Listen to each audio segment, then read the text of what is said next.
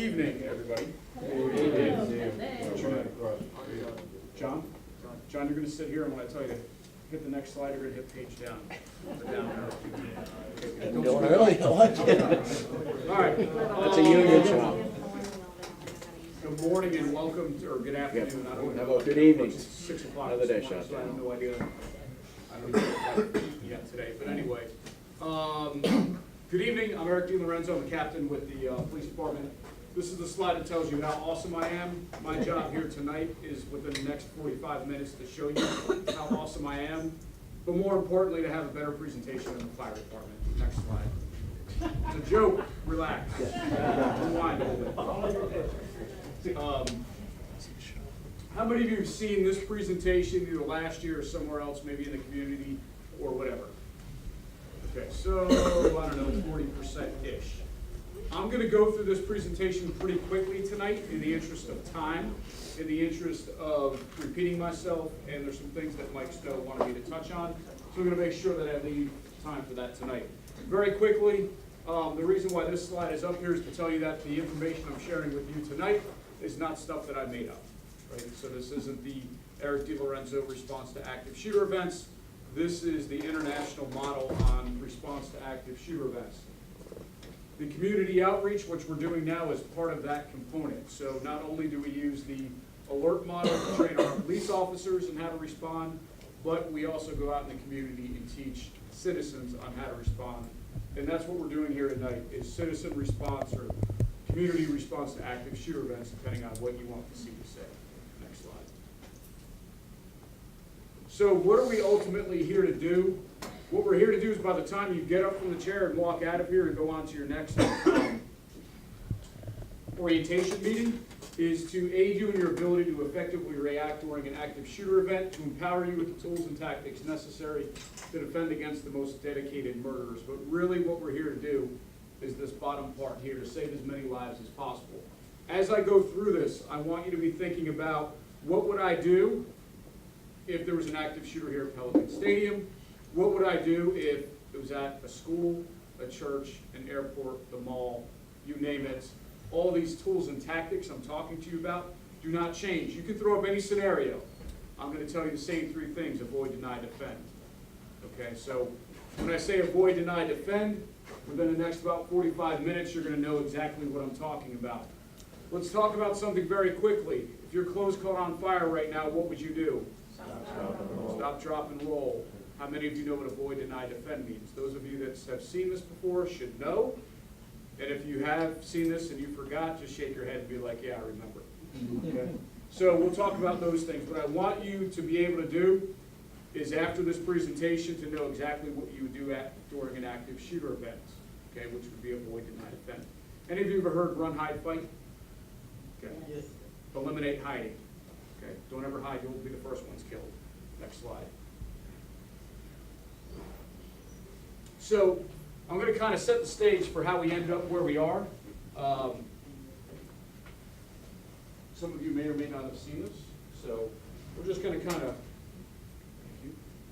I'm going to awkwardly walk through the crowd here. You're good? So we're just going to kind of set the stage of how we ended up doing what we're doing right now.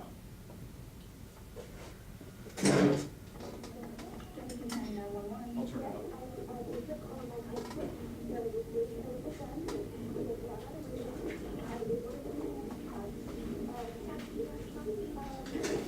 I was Columbine High School. I don't know what's in my shoulder. And there was just some raspy through it. Okay, so this is going to be dangerous? Okay. I was clearly in a panic, and I was in the library. I got table shit. Hands up to the table.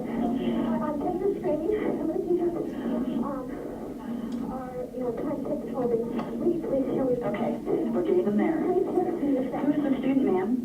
I do not know who the student is. Okay. I thought I don't have an idea about it. Okay. I'm not holding. I thought that. What's going on out there? They think I was probably jumping up and down. It's probably a joke. I said, well, I don't think that's a good idea. I don't know what he's outside. I can see him damn good. See what was going on. He pointed the gun straight at us and shot. And my God, the window went out. And the kid standing there with me. I think he got hit. Okay. Something in my shoulder. Okay. We've got help on the way, ma'am. Okay. Stay on the line with me. Oh, God. Do we know where he's at? I'm sorry? Do we know where he's at? Okay. On the library, he's upstairs. He's right outside of here. He's outside? He's outside of this hall. Outside of the hall or outside of the hall? Okay. There are alarms being put off. There's smoke. My God, smoke is like coming into this room. Okay. I've got the kids under the table here. I don't know what's happening in the rest of the building. Most of them looking, I don't know. I'm sure someone has to be calling 911. Yes, we've got a lot of people on. Okay. I just want you to stay in the line with me. We need to know what's going on. Okay. Okay? I am on the floor. Okay. You've got the kids there? And I've got every student in the library on the floor. Stay on the floor. Is there any way you can lock the doors? Smoke is coming in from out there on the floor. Okay. The gun is right outside the library door. Okay? I don't think I'm going to go out there. Okay. You're going to call the line. I got three people. Okay. We got it. Okay? I'm going to go to the door to shut the door. Okay? I've got the kids on the floor. I got all the kids in the library on the floor. We have paramedics, we have fire, and we have police on route. Okay, sir? Okay. Okay, yes. I mean, I don't know. I can't believe he's not out of the woods. He just keeps shooting and shooting and shooting. Okay, yeah, we've got a police officer on scene. Yeah, I thought it was. Okay, just try and keep the kids in the library calm. Yeah. Is there any way you can block the door so no one can get in? I do not. Okay. I guess I can try to go. I mean, I can try outside that door. I'm afraid to go to the door. That's okay. That's really good. I'm not going to go there. Okay. That's okay. Okay, I told the kids to get on the floor. I told them to get on the table. All the children are on the floor under the table.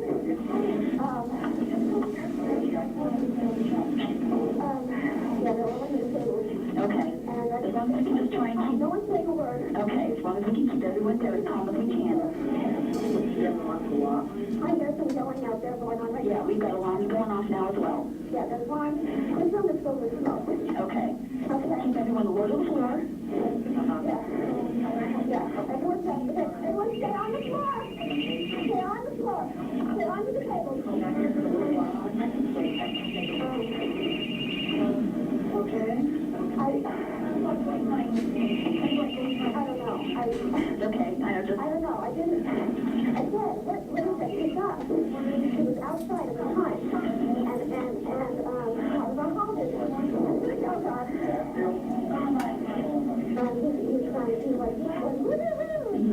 know. The guns are being shot off. I do not know who the student was. I don't even know. I thought he was wearing black. It was very large. Male student. He was out there. It looked like he was playing out shooting or something. I said, what is that? I said, what's going on with this? His guy kept saying, totally ridiculous to that kid. You know, they can use it. Right. And he said, well, that's not, a place out of real gun. I was going out there to say no. And I went, well, oh my God, that was really close. That's really close. Okay.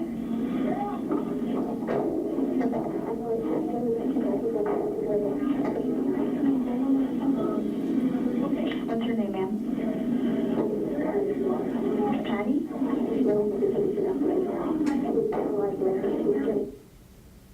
Columbine High School shooting happened when? 1999. Where were the vast majority of students killed?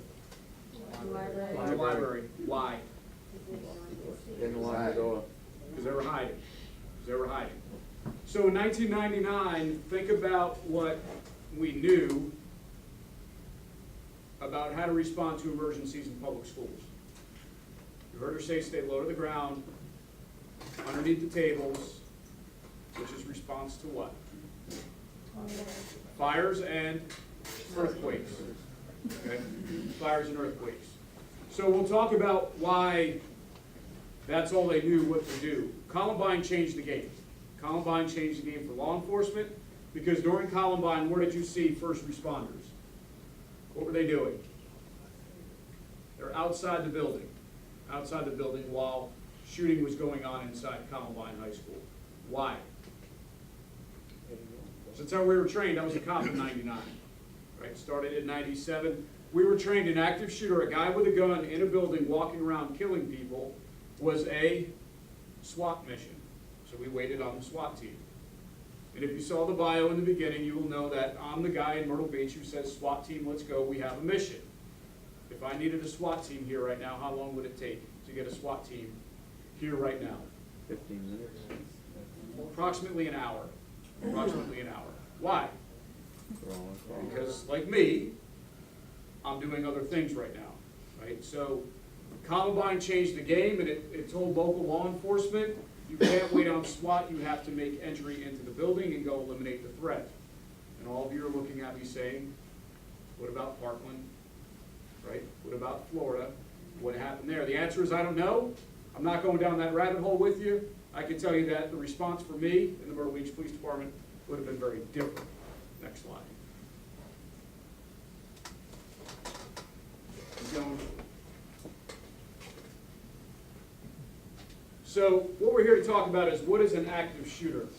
When we talked about what we're here to do tonight, it kind of plays into this. What we have to remind ourselves about active shooters is they're there for one purpose and one purpose only, right? And that is to kill people, right? They're not there for any other reason than to pretty much do it better than the guy before them. So this is one of a million different definitions of what an active shooter is.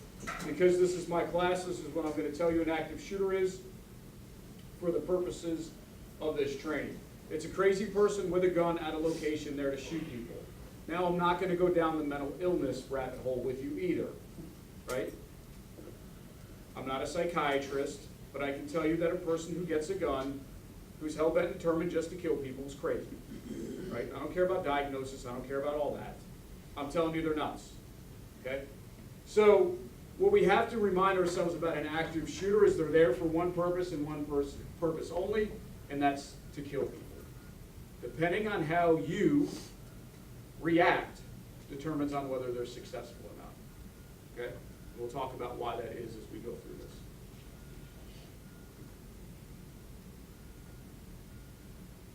Pretty good. So an active shooter event. You hear the term active shooter event. What is an active shooter event?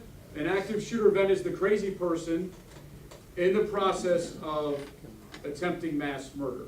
How you respond determines whether it's a mass murder event or an attempted mass murder event, okay?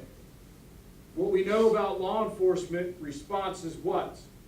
We're going to get there pretty quickly, but it's still going to take some time, right? It's still going to take, we'll talk about that coming up.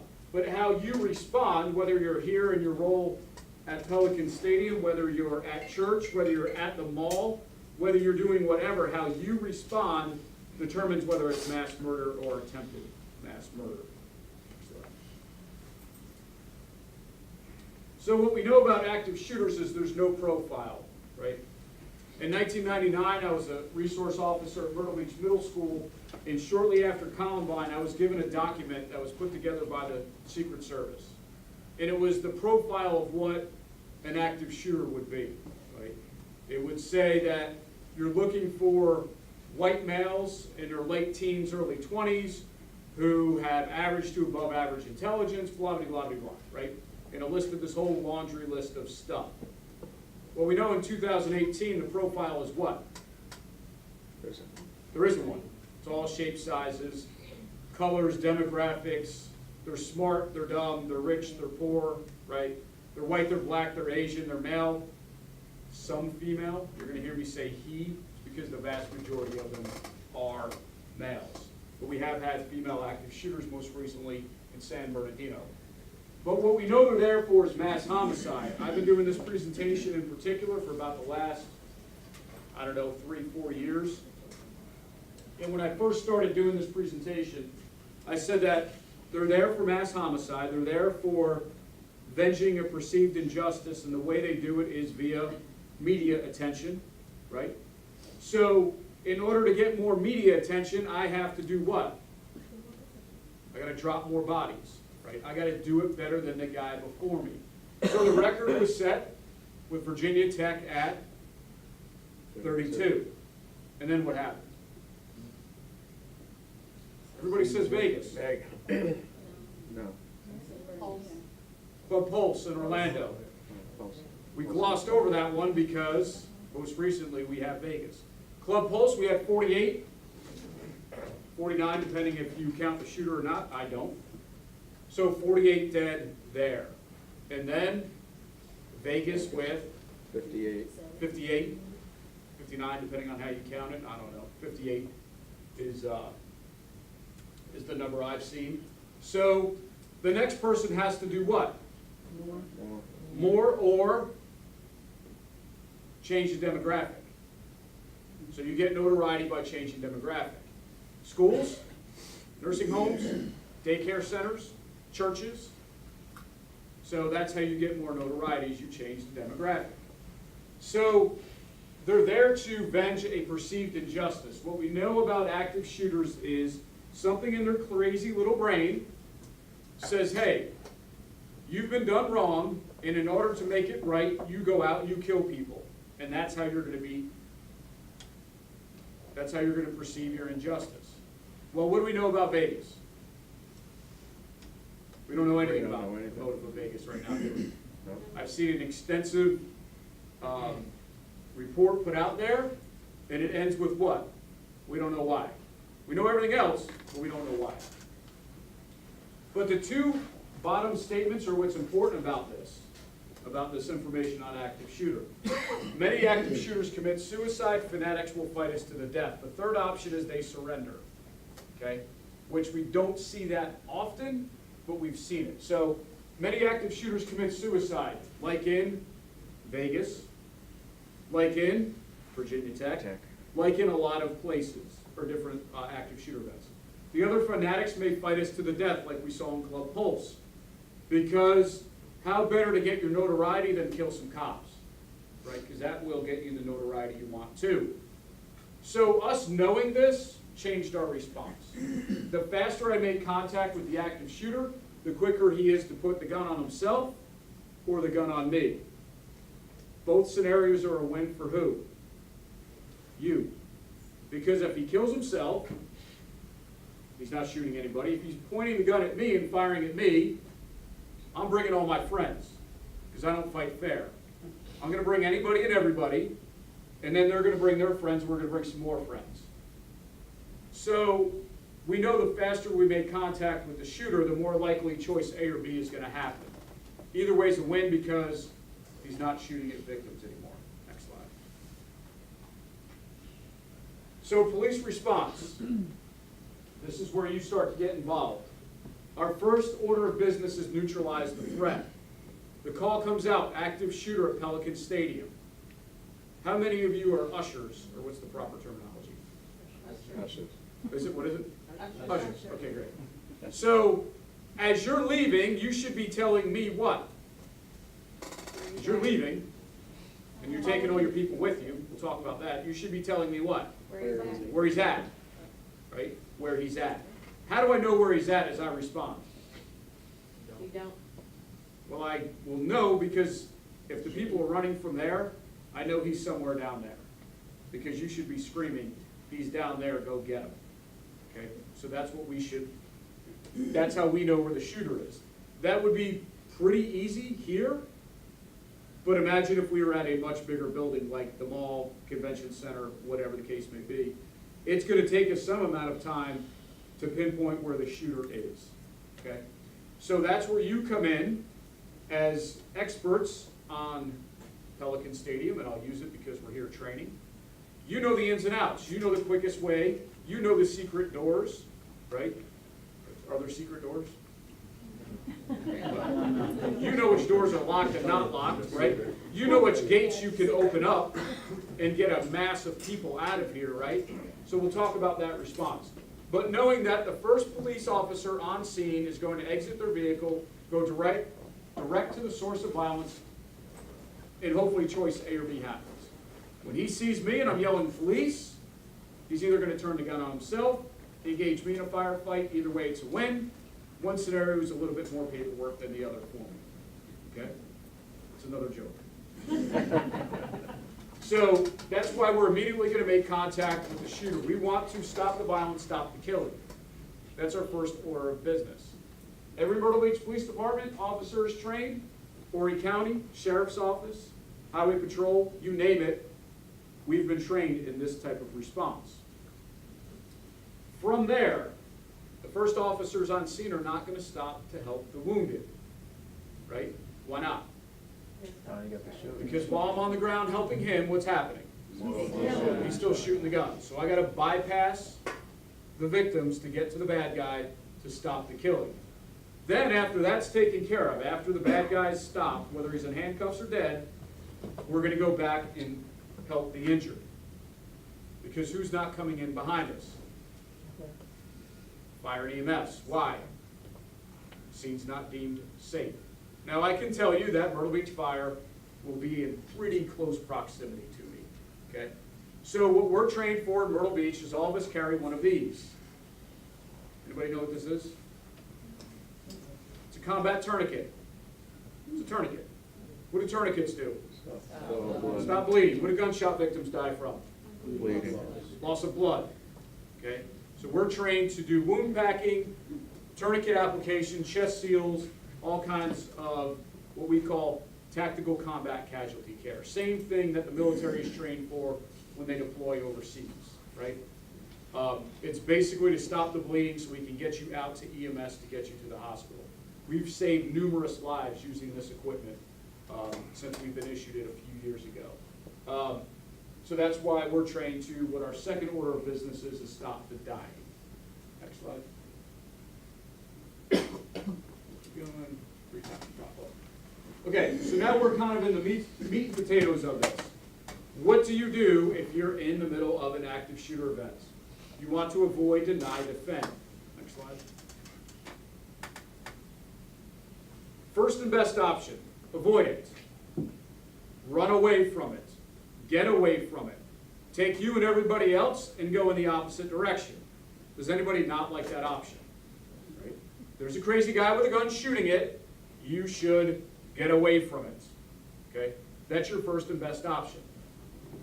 So you can't do that until you have an escape route and plan in mind. Okay? So think about something. We call it situational awareness. Where am I? How do I get out? Where am I? How do I get out? 90% of you came in that door, correct? Your first inclination is to go out that door, isn't it? Shake your head, yes. The vast majority of you, because you're going to go out the way you came. Not only that, you're facing that door. Now imagine all what? 40 of us? I don't know, 30? Chamber of Commerce would be 110? It's another joke. You guys know. Right? If all of us tried running for that door at the same time, what would happen? We'd have a traffic jam. Right? So, knowing where you are and how to get out, where does this door go to? Nowhere, right? You can tell these doors don't go anywhere good because there are locks on them, it's dark, whatever. What's behind this? Bathroom. Do I want to run into the bathroom and the showers? No. No, because there's what? No. No doors, no windows, and if there were, it'd be weird. So, if we can't get out this way, we have to go out that way, correct? Yep. So, what we have to train ourselves to do is know where we are and how to get out. How do we know that is when we go through our daily course of the day? Well, our friends at the fire department make it pretty easy on us. Because they're going to put a sign over every way out. How about that? It's going to be one of 2 colors. Red or green. Okay? They made it pretty simple. So, what you should be doing in the course of your day, and I'm not saying be a weirdo, I'm saying know where you are and how to get out. Next time you're in the mall, I need you to do this. As you're looking at your phone, bumping into people because you're not paying attention, right? I need you to pick your head up and look left and look right. Because you're going to see what? Exits. Exits. Exits you haven't noticed before. I just did this training at the mall about 2 weeks ago. And I need you to think about something. All of you park near the same entrance of the mall. Yeah, you do. Yes, you do. You park by Bed Bath & Beyond, JCPenney, Sears. You park by one of them, right? And you go in the same way. If there was an active shooter in the mall, your first response would be to what? Get to your car? To get to your car and backtrack the way you came in. It's human nature. We're creatures of habit. Okay? But what you need to be doing in the mall is looking left and looking right. Where's the nearest exit? Where's the nearest exit in the mall? A lot of places. Where's the store? Left and right. What's at the back of that store? An exit. An exit, why? For the staff to get out. For the staff to get out, for them to receive deliveries, and because the fire department says they have to. Have you ever thought about running through the back door of Foot Locker? No. It would be kind of weird, but this is what I'm going to tell you. When you go running through there, and the manager says, hey, what the hell are you doing? And your response is, there's a dude out there with a gun shooting it.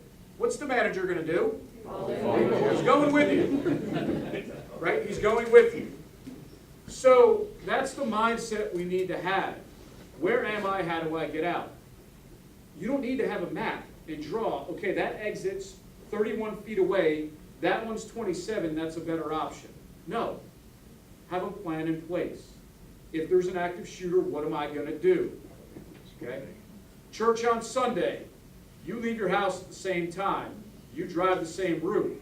You park in the same spot. You enter through the same door. When you get to your seat, right? You look at the person and you're like, oh, hi, how are you, right? You give them the dirty look until they're like, oh, mind your seat. No, it's fine, right? But you get the point. Have you walked around the church? Have you looked at other exits? The answer is maybe, maybe not, okay? That's all I'm asking you to do. Because when you run, you don't want to do this. Where the hell am I? How do I get out of here? Because as you're doing that, it's called deliberation. What's happening? You're getting shot at or shot. Okay? Those valuable seconds, you could have been what? Gone. Running. Next slide. Keep going. Keep going. Just keep going. Okay. So number of deaths in an active shooter event. Remember a few slides ago I said active shooter events, we want to make it attempted mass murder, not mass murder. It's determined on two things. Number of deaths is how quickly the police arrive and target availability. That's the formula. It's not how many guns the bad guy has. It's not the type of ammunition. All that's crap. It's how fast the cops get there and how many targets are available. So let's think about something. What's harder to hit? A moving target or a running target? Or excuse me, our stationary target. Right? That's a trick question. You're like, wow. Right? So what's harder to hit? The dude running or the dude hiding? Right? So if we respond to Pelican Stadium and everybody is running out, target availability is doing what? Decreasing. It's decreasing. So number of deaths should be decreasing. How long would it take me, I know I'm already here, to get police officers here to Pelican Stadium? How fast? Call comes out for an active shooter at Pelican Stadium. How fast would a cop get here? 3 minutes. 3 minutes. 3 minutes tops. Okay? 3 minutes tops. We'll call it 5 minutes because it's summertime, right? People don't get out of our way, by the way. I don't know if you knew that or not. People just put your blue lights on. They don't get out of our way. It just confuses most people. So they usually just stop in front of us. But anyway, so let's call it 5 minutes because he's got to get out of his car and he's got to find out exactly where it is. Okay? Remember that time, 5 minutes. So that's a pretty good amount of time, isn't it? I'm going to throw something out there. When you guys watched the Columbine video in the beginning, did any of you think, man, this is like going on forever? Yes. Yeah, you're like, what? Why is this is going on forever? Like, what's the end of this movie? How long was that video? 5 minutes. 8 minutes. 4 minutes and 45 seconds. Okay, so that's the amount of time it should have taken police to get there. Okay, we'll talk about what should have happened during that time. Next slide. If we can't run, because you just can't. I'm not going to go over scenarios on when you can and can't run, right? We're on the 25th floor. We may not be able to run. The shooter's right there, and that's the only option. You get the hint, right? We can't run because we can't. Maybe we're injured. What we want to do is deny, and that's not deny that it's happening or denying that we're going to get shot. It's denying the shooter access to where we are, okay? It's stopping the shooter from easily being able to come get us, okay? So what we want to do is take all the crap where we are and put it in front of the door. if the shooter only has 5 minutes, what are they looking for? Easy access. Easy targets. Easy targets. They're not going to take time to go through all this crap. Let's pretend the only way in here is this door here, okay? That door does not exist, right? We're going to put the curtains down and pretend that isn't there. How are we going to stop the shooter from coming in here? All chairs. All the chairs. What else? Anything that'll move, right? And I can tell you that stuff that wouldn't normally move, when there's an active shooter, it'll move. Especially when there's what? 40 of us, right? We're going to put all the crap there, because ultimately, what's that shooter going to do when he says, there's a bunch of crap there? Move on. He's going to go somewhere else, because what does he know is happening? Cops are The coming. cops are coming. They know they have a limited amount of time. That's why they quickly shoot and sometimes flee, like we saw in Parkland, right? So shooters actually sometimes do flee. We saw it in San Bernardino and other places. I'm also going to throw another statistic out there to you. I've heard this. I don't know it to be fact, but I think it's interesting. Nobody's ever died behind a locked door in an active shooter event. No one has ever died behind a locked door in an active shooter event. Does that make sense to you? It does to me. They know time is not on their side. So they're going to go to where? The people hiding underneath the desks. Next slide. Very simply and very quickly. The more the better, the heavier the better. The more heavier the better. Don't use that grammar tomorrow in school, you'll get in trouble. Okay? But that's the point. Whatever crap you can find, put it in front of the door. Now we're going to get into, does the door swing in? Does the door swing out? I'm telling you this. Grab all the crap, put it in front of the door.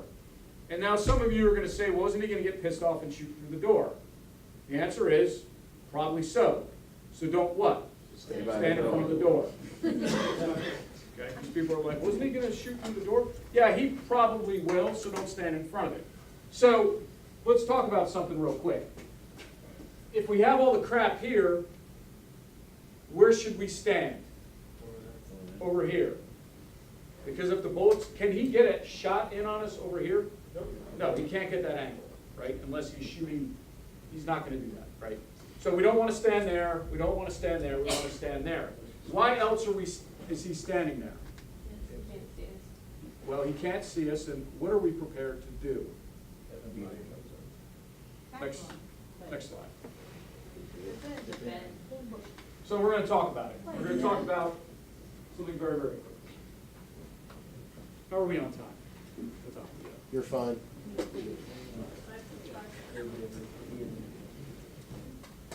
So this is pretty important. This day, I ended up sitting in exactly the same seat I always did, in the back right-hand corner on the right side of the class. What we don't know is at this time, someone is downstairs and he's chaining all 3 doors shut. There's supposed to be desks there. Oh, you guys can see. We heard the first gunshots outside in the hallway, and my teacher, she opened the door. She immediately slammed it and she said, call 911. And the second that door closed, he walks in. He walks in shooting. There's absolutely no time. He goes to the other side of the classroom by the windows. He's holding 2 guns. He doesn't say anything. He just starts going down the rows of people. It's very quick. It's very loud. It's very scary. We had these very shitty desks. I get on the floor. I put my knees under the chair, my stomach on the seat, hands overhead, eyes are closed. As the shots keep going, and it's, like I said, very loud, I can tell it's getting closer and closer. And I'm telling myself, brace yourself, your turn is gonna come. Now, I didn't know what that meant. Like, I didn't think I was gonna get shot, but I knew that something really serious was going on. And I knew for whatever reason that I should just play dead. He shoots me. The first time's in the back. And you'd be surprised, getting shot doesn't hurt that much because shock overtakes you, but it starts to like burn and really kind of seep in, and that's when it gets really uncomfortable. It's not pleasant. He leaves the first time, he goes across the hall, and while he's gone, cell phones are ringing, people are coughing, and the smell of gunpowder has like completely filled the room. Gunpowder is like this really sticky, pungent, warm smell, and it just makes you very, very thirsty. He comes back. Now, this time, the shooting is more intermittent. It's slower because he's looking to see who's alive. I remember telling myself to stop breathing because I can feel my stomach hitting that chair, and I'm saying, stop, like, he can see that you're alive. The third and final time, he killed himself in front of our classroom. When the police broke in, the first thing the guy said was, "We have a lot of blacks in here." I didn't know what that meant, but when police sweep a crime scene, they have 30 seconds. If you're red, you're critically injured. If you're yellow, you'll live. Black means you're dead. In 9 minutes, he killed 11 of my classmates and my teacher. 32 people lost their lives that day. So that's Christina Anderson from Virginia Tech. And it's with her permission and knowledge that we show this video, and she knows why we show it, and I think we all agree that it's disturbing. But I find it disturbing for reasons different than you find it disturbing. And this is what I want to share with you. If you don't listen to anything else tonight, or remember anything else tonight, remember this. It is never your turn. Never brace for it and wait your turn, because what's going to happen? It's going to be your turn and you will be dead. All of you have plans to do something after this meeting tonight. And your mindset needs to be this. Active shooter, you can come into this location, but you're not going to take me away from my whatever. My kids, my TV show, March Madness, my cat, my dog. I got an aquarium I got to feed. I have a pizza waiting on me. I don't care what it is. You're not taking me away from that. It is never your turn. Christina Anderson did what she was trained to do, which was what?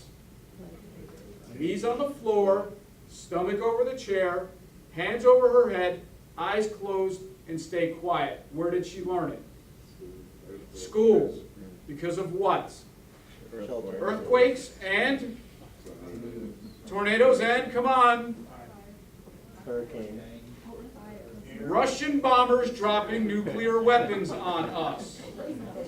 He's not, right? You were like, should I say this? Is he going to make fun of me? No, we're on the same page. I did it in elementary school, right? Fallout shelters, air raid, right? If we did that, when the nuclear weapons from Russia dropped on us, we would all be okay. Right? That's what we were trained to do. So in an emergency, that's all Christina knew to do. How many times did the shooter go in her room? 3. Why? Because he could. Because he could. Why did he go in there? What's he looking for? Victims. Easy targets. What is easier than you staying totally still and letting me shoot you? What's easier than that? The answer is nothing. Right? So let's talk about something real quick. She was in room 211. What this shows us is 100% of the people in 211 were shot. About 68% of them were killed. So imagine all of us are shot. 68% are dead. Why? Because the shooter went in there three times, not challenged. Because what was everybody doing? Playing dead. Playing dead, hiding, waiting for their turn to be shot. What do we think happened in room 205? Locked and barricaded the door. Locked and barricaded the door. What happened in room 204? Second floor, they started jumping out of the windows. Okay? They're on the second floor, they started jumping out of the windows. I can tell you this, second floors are how high? 20 feet. 20-ish feet. Getting shot is going to hurt a lot more than dropping 20 feet. I can assure you that. Orthopedic surgeons get paid a lot of money to put your ankle and your leg back together, right? So the casualties here was the professor, Babu Labrescu. You saw his name on the placard, right? Anybody remember his story? Holocaust survivor, heard the gunshots, knew what was happening. He barricaded the door with what? Himself. Pushed himself up against the door, told his students, get out of the windows. He was shot and killed in the process by the shooter, and then anyone else who was either too scared to jump or didn't jump, that counts for this here. Everybody else survived. 206 and 207 were essentially ambushed. Okay, 206, 207 were essentially ambushed. 207, he went in there one time. The second time they barricaded the door, he wasn't able to get in. So 211, 100% were shot because he could keep going in there. Next. So let's talk about our third option. Let me get a second to catch up. Stay right here for 1 second. Hiding and hoping. Okay, hiding and hoping. Our natural instinct as humans is to do this. Why? We're prey animals, right? We are prey animals inherently, right? However many years ago, things used to eat us, right? Saber-toothed tigers or whatever it was, right? Dinosaurs, I don't know. I'm not a paleontologist, but you get the point. We were low on the food chain at one point. So we want to hide and we want to get as small as we can, hoping that the bad guy goes away, or the bad monster or tiger or whatever it is goes away. You have to break that mindset. This is what's going to get you killed. How hard would he be to shoot? Can he do anything to defend himself? The answer is very easy and no. But that's our natural instinct that we have to break. We have to break the instinct to hide, because hiding and hoping is going to get you killed. Case in point, Columbine High School, 4 minutes and 45 seconds. They were in a library. What could they have done to keep the shooters from coming in through the doors? With what? What's in the library? You get the point. If 4 minutes and 45 seconds, if I said, all right, in 4 minutes and 45 seconds from now, I'm going to try to get through that door, you guys need to stop me. Go. What would you guys start doing? Taking all the crap. And I give you a 4 minute and 45 second head start. How much crap could all 40-ish of us get in front of this door? Everything. Am I getting through that? Yeah, in time, right? But who's coming after me? The police. So how much time am I going to spend? You get the point. If they would have barricaded the doors at Columbine High School, what would have happened?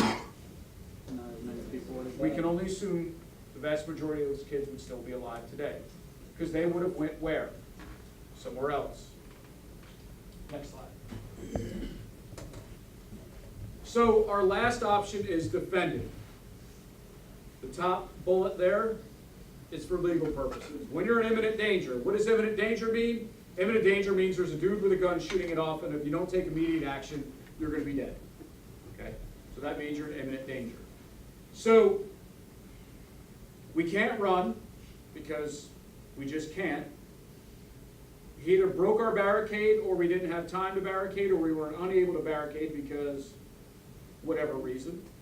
We have to be prepared to defend, which means fight like our life depends on it, because why? It does. We got to be realistic about this stuff. He's not going to look at you and say, hey, this is an A student who's got a lot of life. I'm going to pass him by and go on to somebody else. Are they going to do that? No. They're going to shoot anybody who gets in front of the barrel of the gun. So we need to be prepared to fight like our life depends on it, because it does. And this is how we do it. We all know that we barricaded this, and for whatever reason, he makes it through. What's the first thing that is going to cross here? So he gets through the barricade. The first thing that's going to come through is what? The gun. So what's the first thing we're going to attack? The gun. The gun, right? Everybody's like, oh, watch his eyes. No. Nobody's ever been killed by somebody's eyes. So think about something for a second. We all agree that we're going to stand over here. And the first thing that comes through here is going to be the barrel of the gun. How am I going to stop him? Well, the first thing I see is the barrel of the gun, and the first thing he's going to do is get what? Hit with a chair. And then after I hit him with a chair, you're going to hit him with a chair, you're going to hit him with a chair, you're going to hit him with a chair, and then you are. What's going to happen? He's going to be done. It's over with, right? It's over with. Might he get a few rounds off? Yes. Is he going to get all of us? No.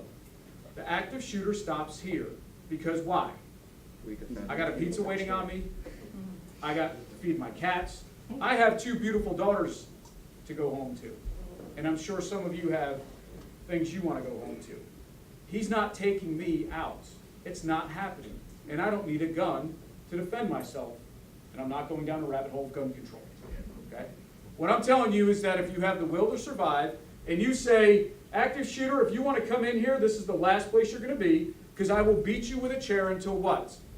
Dead. I get tired. Right? I get tired. So if I knock the gun away from him, or I miss and knock him in the head with a chair, what's going to happen? Well, we're going to keep knocking him with chairs until what? We get tired. Right? So that's the mindset we have to be in, because if we don't react like that, and we all say, oh my God, what do we do? There's a guy out there. Let's all hide in the bathroom. Fort Lauderdale Airport. What's going to happen? Can we get out from the bathroom? No. Can we defend ourselves with anything in the bathroom? No. I hope not. That would be weird. Right? We throw toilet paper at him, but you get the point. So we need to be thinking about this stuff now. I will beat you to death with a chair if it means that I'm going home tonight. Now, I don't wake up every morning and say, today's the day I'm going to beat somebody with a chair. But I'm just telling you right now, I will, and I'll go home and have a good night's sleep. That's the mindset you have to be in, because these people are crazy. They will kill you just because they want to get numbers. Commit to your action, your life depends on it. Next slide. Let's talk about something very quickly. You can go to the next slide. Very quick story. What is one of the most effective weapons that are in all public buildings to defend against an active shooter? Fire extinguishers. Fire extinguishers. Any of you ever seen the stuff that comes out of a fire extinguisher? Yes. It's a lot. Now, do you know the effects of it if it's sprayed in your face? Right? It's going to at least make you... We can do a trial outside after this if you want. Just raise your hand, I'm happy to do it. Right? You can even videotape it. Mike Snow may frown upon it, but that's fine. Right? So, fire extinguishers. Because after I spray you down, what am I going to do next with it? Yeah, you're going to hear a dinging noise. Right? So, I think if we took our 4 minutes and 45 seconds and say, you, and you go find the fire extinguishers, are there some in this building? The answer is there better be. Right? You can go tell your next presenter from the fire department there's not. Right? But you get the point. That's the mindset we need to have. Right? And he's looking at it. Damn, it got to be here somewhere. Go back up one slide. All right. Very quickly, I'm going to leave you guys with this. I had the pleasure of meeting this gentleman a few years ago when I was a few months ago when I was at the FBI National Academy. This is Lieutenant Brian Murphy from Oak Creek, Wisconsin PD. He responded to the Sikh Temple active shooter. And if you Google it, you can see his in-car video. While he was engaging the shooter, which means fanatic fighting to the death, the gun is pointed at me while people are leaving, which is a win for us. I'm in a gunfight with the bad guy. That means he's not shooting at who? You. As he's in that gunfight, I'm not going out in a parking lot. I'm not going out like this. I'm not going to let my wife down. I'm not going to let my daughter down. And I'm not letting my stepkids down. He recited this as he engaged the shooter in a firefight. He was shot 15 times. 15. I'm not a trauma surgeon, but I think that's a lot. Okay? Certainly 15 more than I ever want to be shot. He remains alive today because he said, this guy is not going to kill me. He's going to have to what? Kill me first, because I'm going to stay in this gunfight because I'm going home to my family. He's going to have to kill me first. 15 times is a lot. He remains alive today because he said, I'm not dying in this parking lot. It's not happening. The only way he's going to kill me is if he kills me. I'm not giving up. That's the mindset you have to have. Next slide. Keep going. Keep going. Keep going. Okay. Wrapping up. A few things Mike wanted me to point out. Everybody who's seen the news knows about the serial bombing going on in Austin, Texas, right? Now, the chances of a serial bombing here at Pelican Stadium, chances are it's pretty low, but let's be honest. It can happen anytime, anywhere. Your situational awareness, You're saying, that dude doesn't seem right, that doesn't seem right, that doesn't belong there, this is out of the ordinary, is what keeps this place safe, right? It's not metal detectors, it's not cameras, it's not, all those things help, but it's you noticing what's going on and what's out of the norm. How many of you have worked here for multiple years? The vast majority of you. You know what's normal and what's not normal. We know Thirsty Thursday, there's what? A bunch of drunks walking around. One more obnoxious than the other. So what would be out of the normal? Right, somebody sober, right? You get the point. You know what normal looks like, right? You know what a normal bag looks like. By the way, are you guys checking bags? Yes. Okay. Are you, yeah, you're good checking bags, or are you checking bags? Because this is what I'm going to tell you, right? We always talk about locking doors, right? Oh, schools, we lock doors in schools. Go to any school, and what are you going to find? Backpacks. You're not going to find it unlocked, you're going to find it propped open, right? Because, oh, I don't want to walk around, so I'm just going to prop this door, like the one back there. That's unlocked anyway. But you get the point. So when you just go, yeah, you're good, go in, because there's a line forming and people are like, what the hell's taking so long? You tell them to what? Pipe down, and you do a thorough search. Because you're the first line of defense. What isn't normal probably isn't normal. Speak up. We hear see something, say something, right? We beat it to death, but it's very, very important. See something, say something, right? Package that's just left somewhere, doesn't seem right, guess what? 99% of the times it's probably normal, but it's the 1% you don't say, hey, that thing's been here, that doesn't seem right. You get the point? Step up and say something. You got to pay attention to where you are and what's going on. I'm going to leave you guys with this. If you found yourself in an active shooter event, you should avoid, deny, defend. Right? Run away from it. Put a barricade between you and the shooter. Fight like your life depends on it, because it does. You now know what to do during an active shooter event. What you do matters. Whether you're here at the stadium, whether you're here wherever. Case in point, United Flight 93. They had information that we ain't landing this plane and going to negotiate for money. They're going to crash us into a building, right? They knew that, unlike the other planes. So it took somebody to say, what? Let's roll. That's the mindset you need to have. If you were to stand up and say, there's a shooter out there, everybody grab a chair, grab something, put it in front of the door, what is everybody else going to do? Immediately go into action, because you're stepping up as a leader. You have the training, you have the knowledge. If you say, everybody go in the bathroom and hide, what's everybody going to do? Not you guys, because you're going to be like, you're going to end up dead. I ain't listening to your dumb self. I know better, but you get the point. If you calmly say, we need to run, we need to deny or barricade, or we need to be prepared to fight, I can tell you that everyone around you is going to do the same. Next slide.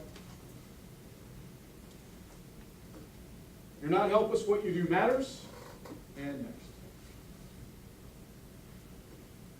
Don't name them. This is a slide I show every time I present. As you heard me presenting, I never use the shooter's name. I cringe every time I hear the shooter's name in the media.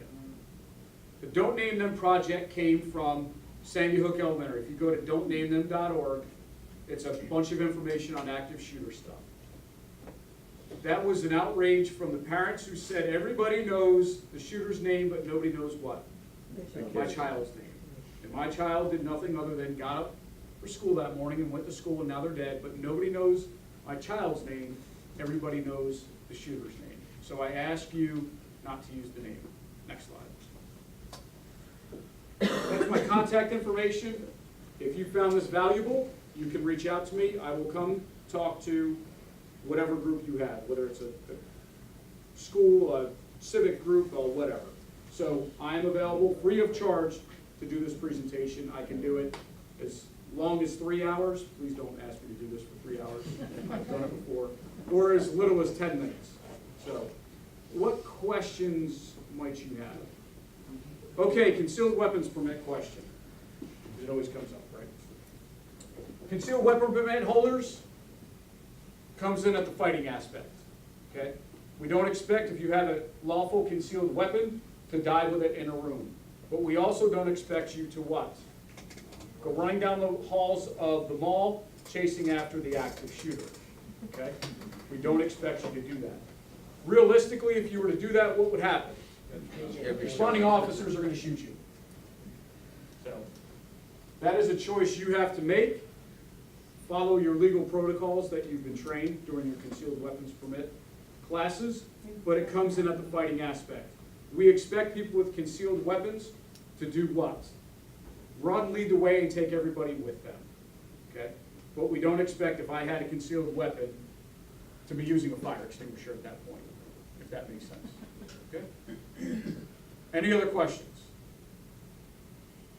No? How do we do on time? You got 10 minutes. Hey, look at that, pretty good.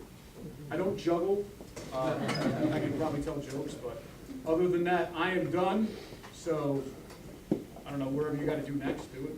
All right. We got to,